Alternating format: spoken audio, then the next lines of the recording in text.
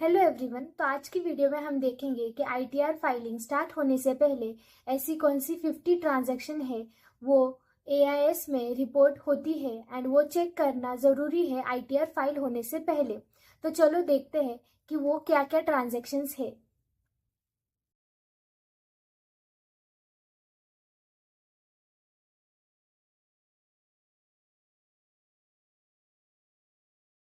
तो सबसे पहले है सैलरी। अगर आपको कंपनी से सैलरी रिसीव होती है एंड उस पे टीडीएस भी डिडक्ट होता है तो वो रिपोर्ट होगा एआईएस रिपोर्ट में। सेकंड है रेंट। अगर आपको कहीं से रेंट रिसीव हुआ हो तो वो भी रिपोर्ट होता है। थर्ड है अगर आपकी कोई अदर सोर्सेज ऑफ इनकम है like dividend, interest from saving FD, interest from income tax refund या अदर कोई इंटरेस्ट है तो वो सब भी रिपोर्ट होता है। फोर्थ है अगर प्लांट एंड मशीनरी रेंट पे दी है तो उससे आने वाली इनकम भी रिपोर्ट होती है।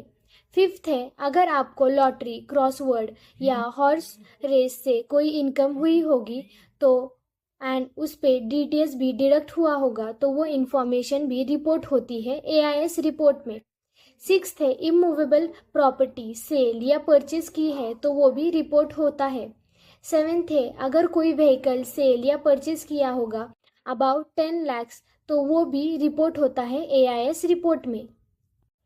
एट्थ है अगर आपका बिजनेस है एंड जीएसटी लिया है तो GST turnover, GST purchase and सब डिटेल्स रिपोर्ट होगी एआईएस में। नाइन्थ है क्रेडिट कार्ड का पेमेंट किया होगा कैश या ऑनलाइन अबाउट 1 लाख या 10 lakhs तो भी रिपोर्ट होगा एआईएस रिपोर्ट में। टेंथ है कैश डिपॉजिट या कैश विड्रॉल किया है तो वो भी एआईएस में रिपोर्ट होगा। उसके अलावा कोई फॉरेन ट्रैवल या फॉरेन रेमिटेंस किया है तो वो सब भी रिपोर्ट होता है एआईएस रिपोर्ट में। तो कोई म्यूचुअल फंड या कोई शेयर परचेज सेल किया होगा तो वो भी रिपोर्ट होगा।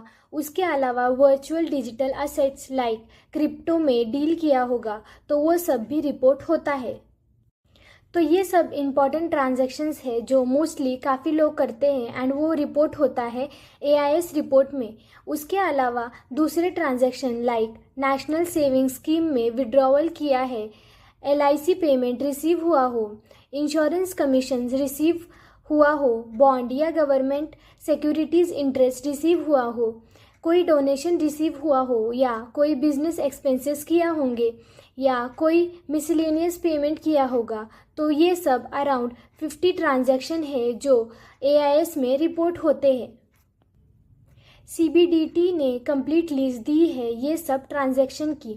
एआईएस रिपोर्ट में जो भी ट्रांजैक्शन रिपोर्ट होते हैं अगर जहाँ कंपलसरी फीडबैक पूछा है उधर आपको फीडबैक देना ज़रूरी है। ऑप्शनल फीडबैक आप स्किप कर सकते हैं। ITR filing always AIS report and 26 AS check करके ही करना वरना नोटिस आ सकती है। तो आपको भी आईटीआर या हमारी कोई सर्विस रिलेटेड इन्फॉर्मेशन चाहिए तो हमारे फर्म को कांटेक्ट करें। Thank you.